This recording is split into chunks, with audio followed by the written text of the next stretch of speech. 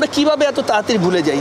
সাকিব কয়টা বিশ্বকাপ খেলেছে, বাংলাদেশের কয়টা প্লেয়ার খেলেছে, এটা আপনি আমাকে বলেন। তো এখন সাকিবটা কেন এই এই সমস্যাটা দাঁড়াচ্ছে?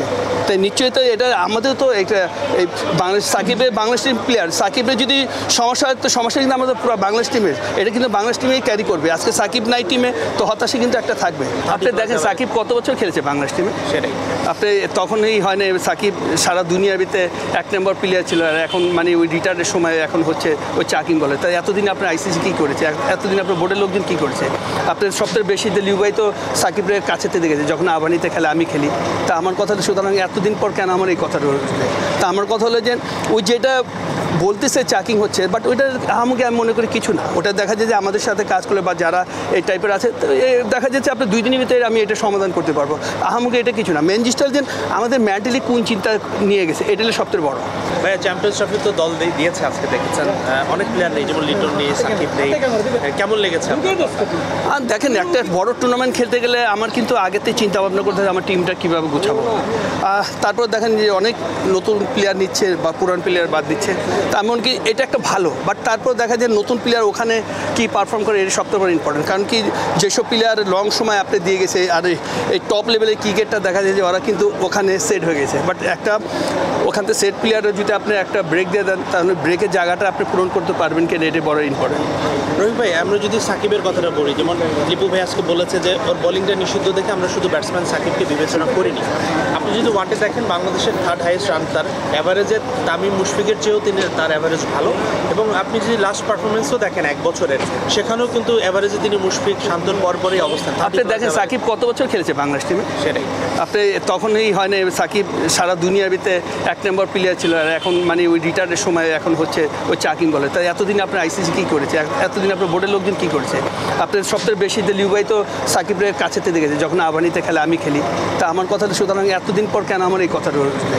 তা আমার কথা হলো যে ওই যেটা বলতেছে চাকিং হচ্ছে, বাট ওইটা আমাকে আমি মনে করি কিছু না। ওটা দেখা যায় যে আমাদের সাথে কাজ করে বা যারা এই টাইপের আছে দেখা যাচ্ছে আপনার 2 দিনের ভিতরে আমি এটা সমাধান করতে পারবো। আমাকে এটা কিছু না। মেন জিনিসটা যে আমাদের মেন্টালি কোন চিন্তা নিয়ে গেছে, এটা হলো সবথেকে বড়।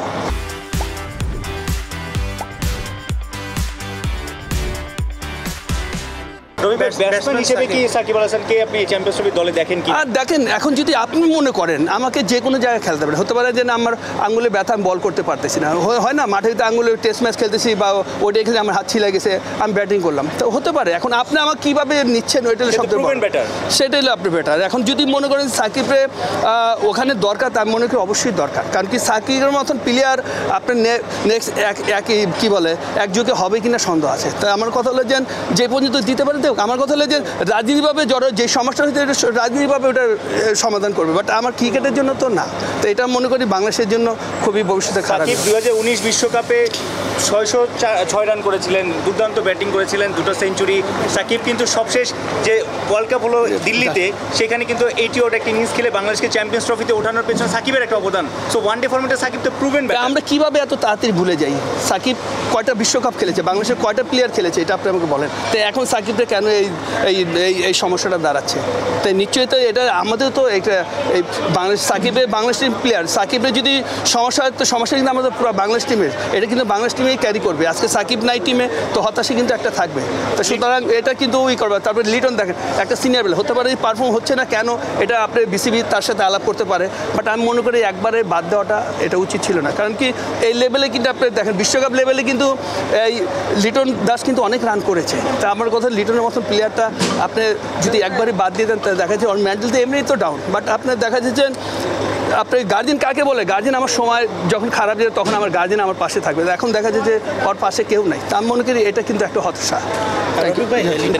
ইমনকে অসম্মান জানাচ্ছে না, কিন্তু সেই জায়গায় বিজয় বা নাইম শেখ যারা রেগুলার পারফরমেন্স করছে দেখেন আমি বলবো বিজয় ভেরি ব্যাড লাক। ওই কিন্তু আমি যখন আবাহনী ক্যাপ্টেন ছিলাম তখন তো বিজয়কে আমি চিনি। ওর মতন ট্যালেন্ট প্লেয়ার আপনি খুবই কম পাবেন।